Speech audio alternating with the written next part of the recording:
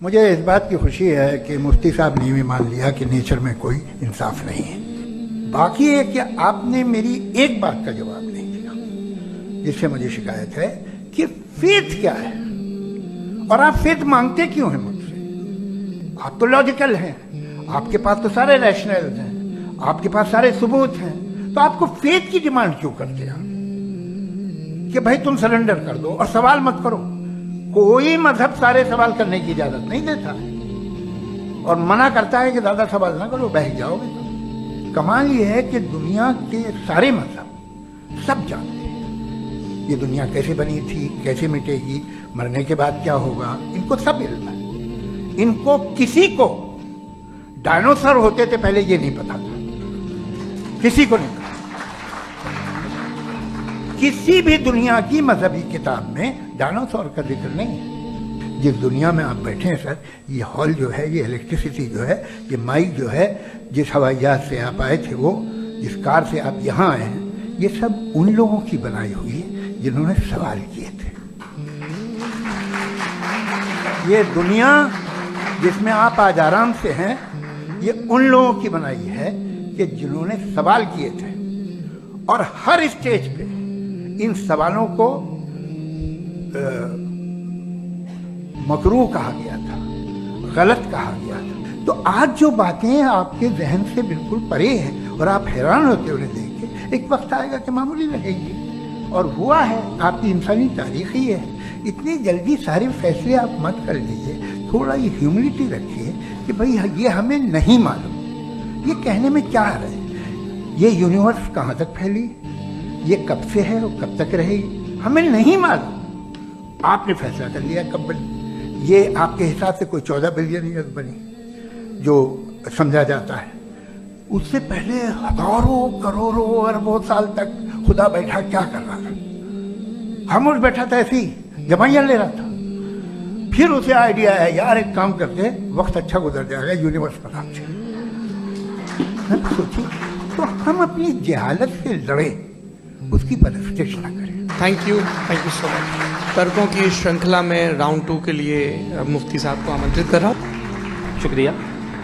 جناب جاوید اختر صاحب کئی مرتبہ دہرا رہے ہیں کہ فیتھ کا مطلب بتائیے، فیتھ کا مطلب بتائیے. میں نے بتا دیا، فیتھ صحیح بھی ہوتا ہے، غلط بھی ہوتا ہے. اور آج ہم فیتھ پہ بات نہیں کر رہے، ہم ٹروتھ اور ڈز گاڈ ایگزسٹ پہ بات کر رہے ہیں. کیا ڈز گاڈ ایگزسٹ، یہ ٹروتھ یعنی گاڈ ہے یا نہیں ہے، اس میں سے دونوں ٹروتھ کیا ہے. اب آپ اسے فیتھ کہہ لیں، بلیف کہہ لیں، ناٹ مائی بزنس. اس کے بعد آپ نے کہا کہ بھئی سوال کرنے سے مذہب روکتا ہے. میں کہتا ہوں جو روکتا ہے وہ روکتا ہوگا، میں نہیں روکتا.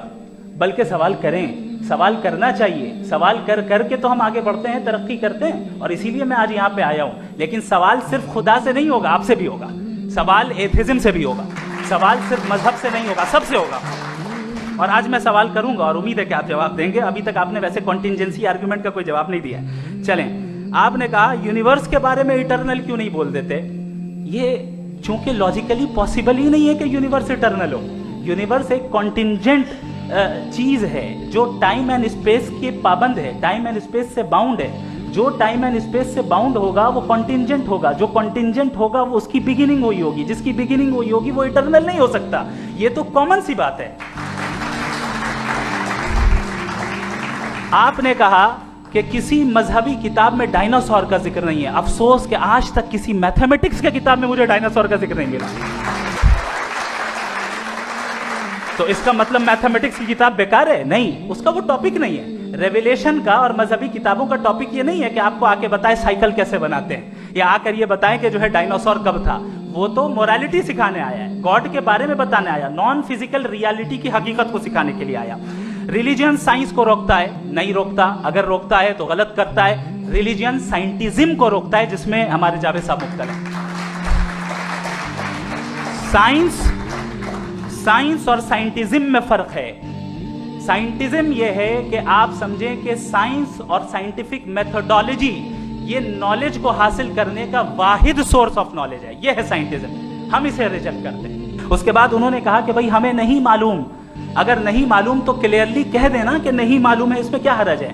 تو وہی تو میں کہہ رہا ہوں نا کہ آپ کہہ دیں کہ نہیں معلوم، لیکن کلیم کیوں کر رہے ہیں کہ گاڈ ایگزسٹ نہیں کر رہا ہے. आखिरी चीज, इन्होंने कहा कि खुदा दुनिया बनाने से पहले 150 साल पहले या करोड़ों साल पहले क्या कर रहा था। अरे हजरत, चलें बहरहाल मैं जवाब दे देता हूं, आप हमारे रिस्पेक्टेड पर्सनालिटी हैं, अगर आप नहीं होते तो मैं ऐसे एंटरटेन ही नहीं करता।